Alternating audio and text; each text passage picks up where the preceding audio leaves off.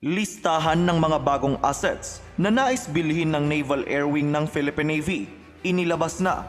Lockheed Martin, kinumpirma ang pagbili ng Philippine Air Force ng tatlong C-130J Super Hercules Tactical Airlifters. Ang mga bagay na ito ang pag-uusapan natin ngayon. Kaya't kung bago ka pa lang sa ating channel, ay mag-subscribe ka na at i-click mo na rin ang notification bell para lagi kang updated sa mga kaganapan at modernong kagamitan na ating pag-uusapan. Naglabas na ng listahan ang Air Wing ng Philippine Navy ng mga kagamitan na balak nilang bilhin sa mga susunod na taon at mga upgrades na balak nilang gawin sa kanilang mga current assets. Una dito ay ang plano ng Naval Air Wing ng Philippine Navy na makabili ng additional na 6 na anti-submarine warfare capable helicopters para sa paparating na 2 HJC-3100 corvette ng Philippine Navy at sa iba pang mga warships na bibilhin ng ating Navy sa ilalim ng Horizon 3. Ilan sa nag-o-offer ng anti-submarine warfare capable helicopters sa ating Philippine Navy ay ang MH-6A0R Romeo Seahawk ng Sikorsky at AW159 Wildcat helicopter ng Leonardo. Pangalawa sa listahan ay ang plano ng Naval Air Wing na bumili ng mga multi-purpose amphibian aircraft. Nais nitong magkaroon ng amphibian aircraft na may kakayahang mag-conduct ng intelligence, surveillance, and reconnaissance operations upang magamit sa iba't ibang uri ng misyon. Kasunod nito ay ang pagbili ng 3 Robinson R-44 helicopter. Ang asset na ito ay bibilhin sa ilalim ng Foreign Military Financing Program ng Amerika. Gagamitin ang mga helicopters na ito bilang training helicopters ng Naval Air Wing ng ating hukbong dagat. Pang-apat sa listahan ay ang pagnanais ng Navy na magkaroon ng C-12 Euron kabilang na ang pag-transfer ng nasa 8 ex-US Navy TC-12 Euron.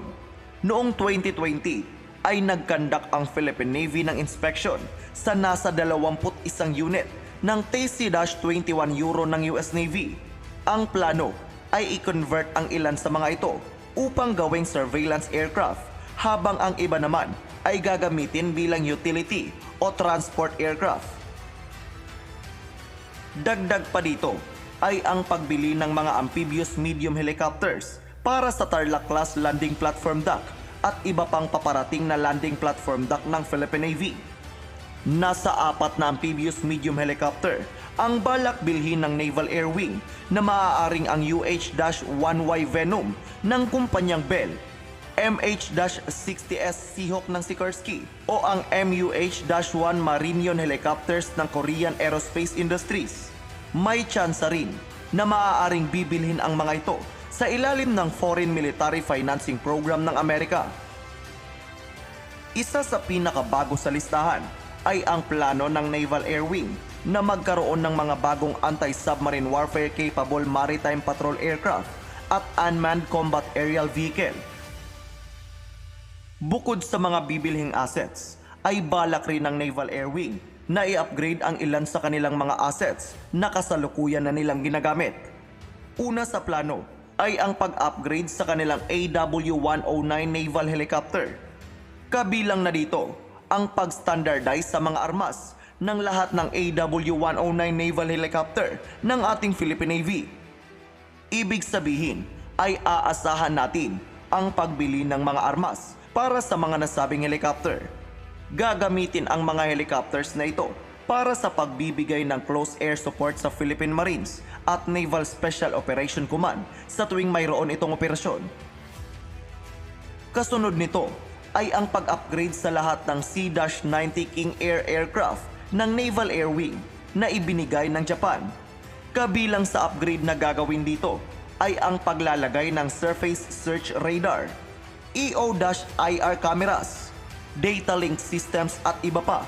Noong 2019 ay nag-commit ng $42 million ang Joint US Military Assistance Group para sa proyektong ito, subalit hindi pa natin alam kung nai-release na ito. Sa ngayon ay patuloy nating aantabayanan ang mga proyektong ito sapagkat nitong nakaraang araw lang ay nagpahayag na rin ang Pangulo na susuportahan ng kanyang administrasyon ang mga proyekto sa ilalim ng AFP Modernization Program. Be assured that this administration firmly stands with you in your plans and efforts to improve, expand, and modernize the capabilities and services so that you may better contribute to the security and welfare of our people and of the nation. Sa kabilang banda naman, ay kinumpirma ng kumpanyang Lockheed Martin ang pagbili ng 3 bagong C-130J-30 Super Hercules Tactical Airlifters ng Philippine Air Force. Ayon sa kumpanya, ay ang Pilipinas na ang ika-22 bansa na magkakaroon ng ganitong uri ng assets.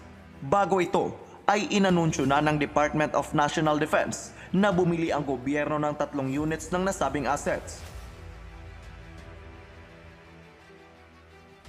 Ikaw, ano ang masasabi mo sa mga future assets ng Naval Air Wing ng Philippine Navy?